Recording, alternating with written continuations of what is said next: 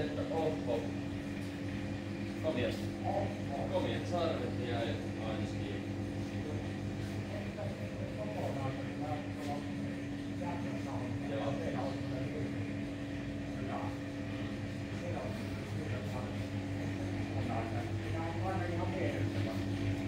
Niitä tehdään tilostöinä. Että tosta noin leikataan pää irti ja sitten revitään siitä päästä nahat ja lihat ylös steppiin ja